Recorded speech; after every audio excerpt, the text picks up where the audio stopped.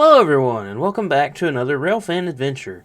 Now the Saturday of April 26th, 2025 started about like any other Saturday morning when I'm going to go do something with Mom. We went out to Sam's in South Huntsville, like we do sometimes, and as we were coming out, I was alerted to a train that was leaving Memphis that we needed to go out to the Memphis West District for. So after lunch we got home and I got in my car, made my way north to Decatur to pick up Zeb, and we began to make our way out west, but not hardly anything went according to plan, so let's get in the car and let's head west.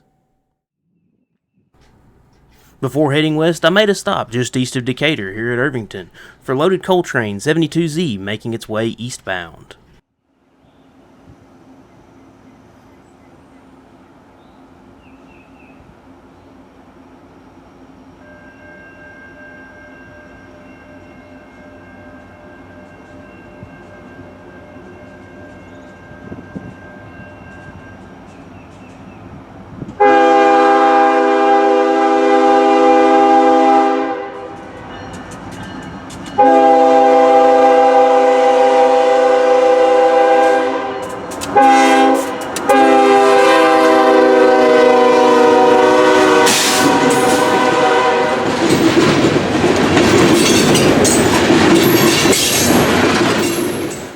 In the interest of heading west as fast as possible, I decided to skip out on the DP of 72Z. We've picked up Zeb and now we're at Barton, a place very familiar on the channel. Now why are we even out on the NS Memphis West District to begin with? Well, as I was walking out of Sam's Club in South Huntsville at about lunchtime, I saw on Facebook that NS 204 was on duty out of Memphis with a pretty special leader, UP number 1989 and SD70 Ace, also known as the Rio Grande Heritage Unit. Now I've wanted to catch this one for a long time, especially after 2020 when I barely missed it because I was kinda dumb, which is also the reason I get up really early on train mornings to begin with. Now this is 204, so why are we going to the west end when usually we can just catch this train on the east end? Well, at the time of this adventure back in April, NS was terminating 204 in Sheffield instead of running it all the way to Atlanta. Even if it had ran the east end, we probably wouldn't get to see it before 10 or 11 o'clock at night east of Sheffield, so we decided to go west to hopefully not have to wait until dark or even really late close to midnight to see it. Anyways, we're here at Barton and the home signal just dropped to red, and now we see a headlight from the west coming east. Maybe this is it. 204 was making really good time. It was already by the Corinth rail cam. However, in all actuality, it's our first sign of trouble for the day.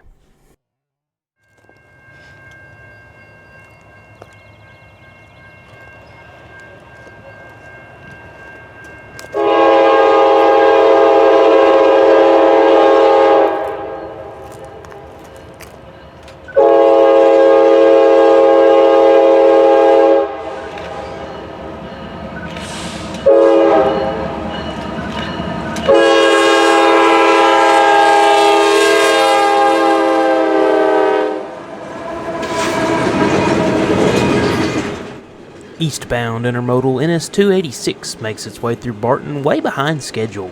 For reference, this train usually passes through Barton at about 4 to 6 a.m. in the morning, and it's about 3:30 in the afternoon right now. It was so late we actually forgot the train existed. That's why we thought it was 204 at first.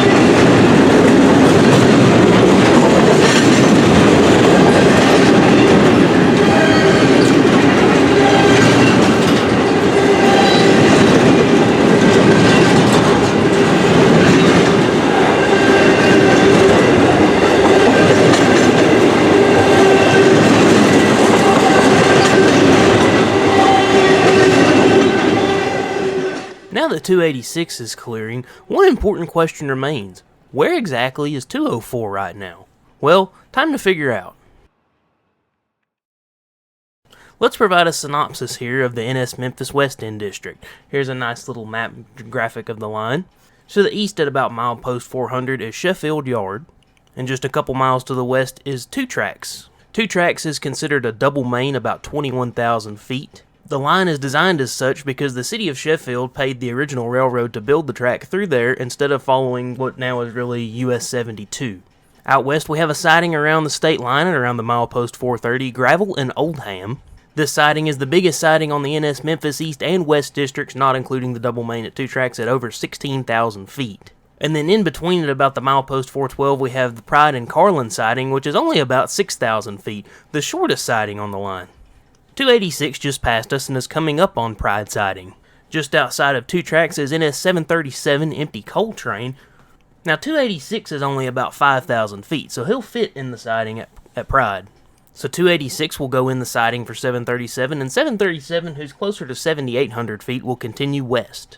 And now we've just got word that another empty coal train, 73Z, the counterpart to the 72Z we saw earlier, is leaving Sheffield. Now 73Z is a little bit shorter than the 737. The Scherer coals are usually longer than the Kingston coals. 73Z is closer to about 7,000 feet. And where's 204 in all this? Well, 204 is sitting at the siding at Oldham waiting on 737. Now once 737 clears 286 is going to move on down to Two Tracks to see 73Z. But the area around Two Tracks is notorious for having locals complain about trains blocking the crossings because there are quite a few crossings from downtown Sheffield into Muscle Shoals towards the yard.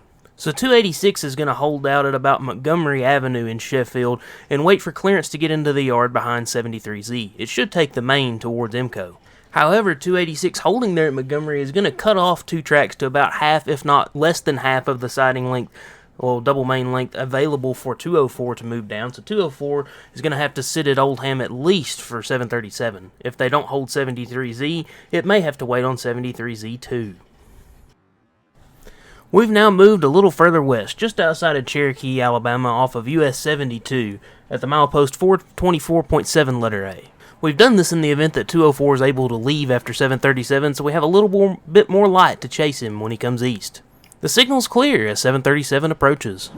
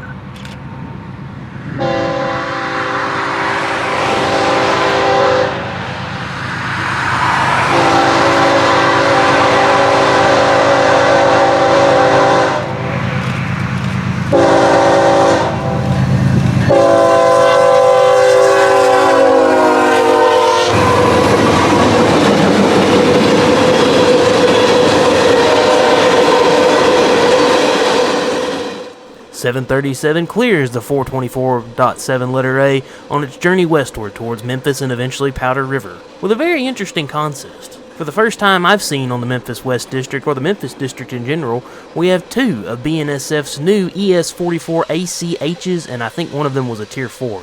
Typically, these are seen on the BNSF Birmingham subdivision on the coals that go towards, I think, Quinton is the town, just outside of Birmingham. So this is really cool to finally get to see these engines. Originally, coming into Sheffield, it had 4 of these brand new motors, but for some reason, Sheffield put on an NS Tier 4 Jibo and an SD70 ACC.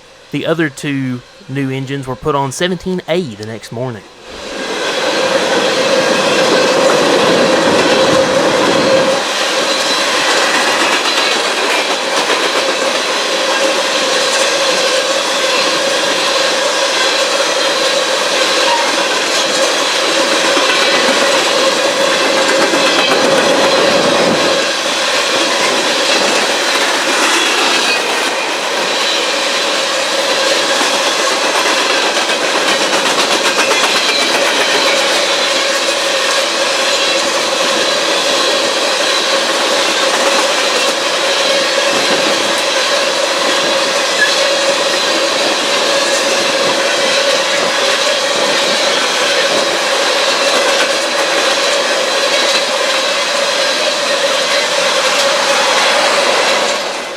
now that 737's cleared, let's provide a little update on the Memphis West End. After a few short minutes, 737 has already cleared Oldham and Gravel, and it's already in Mississippi, headed all the way west. Now the signal at the 424.7 letter A slowly upgraded from red to yellow, approach, to clear, which was interesting. But it shouldn't change back to yellow or red until 204 leaves the siding at Oldham. After a few minutes, it didn't change. Well, it turns out 73Z was allowed to leave 2 tracks after seeing 286. Now, I didn't mention 204's length earlier, so I'll mention it now. It's a pretty healthy train today at about 9,000 feet, or a little over that. With 204 over 9,000 feet and 73Z about 7,000 feet, neither fit at the siding at Pride. Therefore, since 73Z left 2 tracks, that means 204 has to wait at Oldham for 73Z.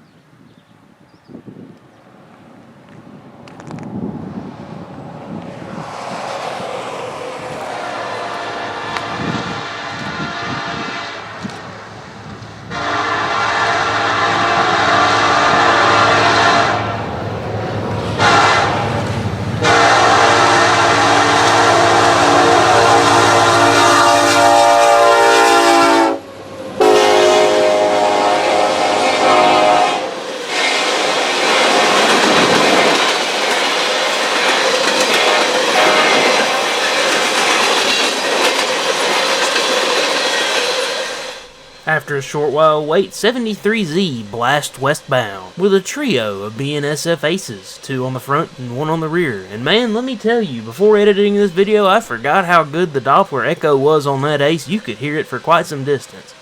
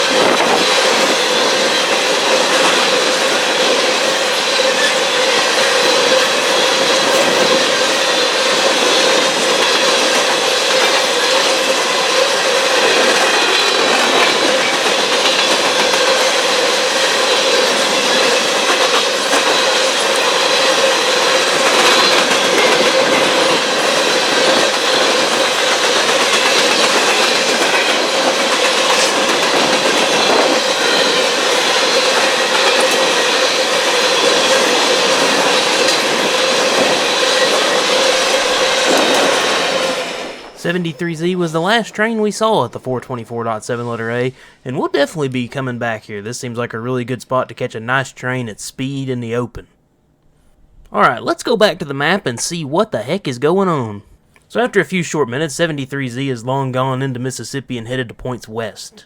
You'd think at this point that 286 would be moving down the main towards Emco and 204 would be leaving Oldham, but now we have another problem emerging. 204's counterpart, 285, which originates out of Sheffield and heads to Marion, Arkansas to the UP, has come out at Wilson and is beginning to build their train. Now, logic would dictate in order to get 286 moving to the east end, because he's going to have to work Madison, you would move 286 down to Emco before 285 starts working and move 204 down to 2 tracks. But what we're going to do first is we're going to let 285 build their train and block the single main between Wilson and 2 tracks for about an hour, and then they're going to depart. Now, again, you would expect 286 to move down to the east end of 2 tracks to wait on 285 at the very end, then go down the main, and have 204 run all the way up to 2 tracks. Now, 285 has built their train, and they're over 8,000 feet. 285 leaves the yard and 286 heads down to Emco, but they decide to run 285 out of 2 tracks all the way to Oldham, and because of course both trains are bigger than 6,000 feet, neither 204 nor 285 can fit at Pride.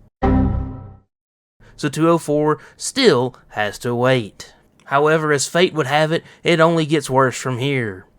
Just outside of 2 tracks at the 410 defect detector, 285 is caught. 285 has to stop at Pride and inspect their train, and of course they find nothing. We made our way east to Pride to watch 285 realize they did not have a problem. Or should I say they at least didn't have a problem with having a hotbox. They didn't have that.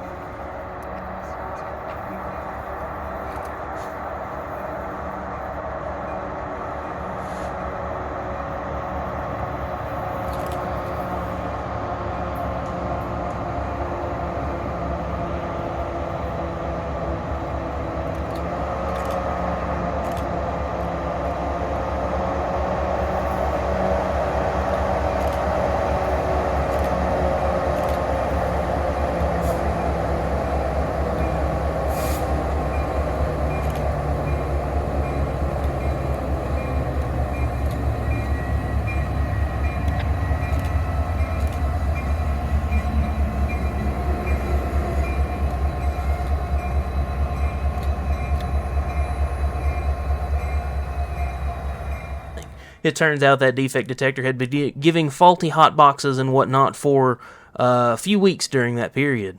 But another problem emerges.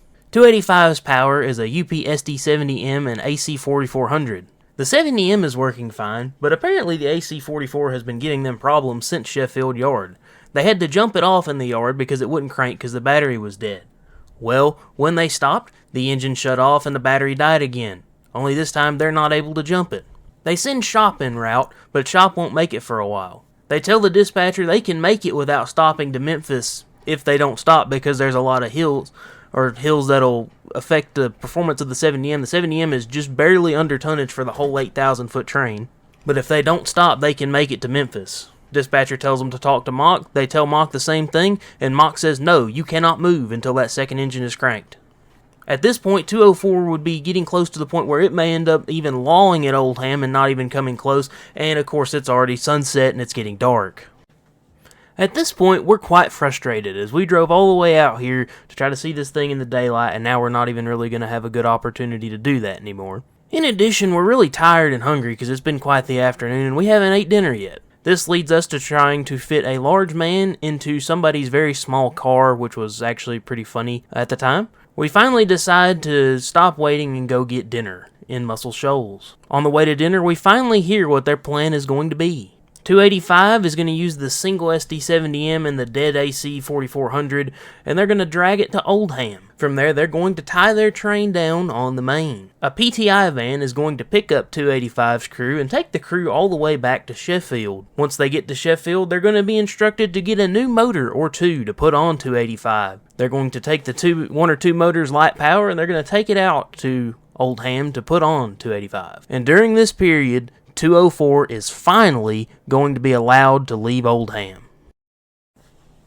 After dinner, most of us decided we drove all the way out here. Let's not go back for nothing. Let's actually catch the train we were here to catch to begin with. And now we have a lot of other rail fans here. We had a bunch. We had myself, we had Zeb, we had Clay, Wesley, Aaron, Slater, and Ben Taylor came too, which was awesome to have everybody out there. So we stayed out at Sheffield Yard, we lined all our cars up along the tracks, and finally, at almost 11 p.m., just 15 till 11, well past my bedtime, we finally got to 04.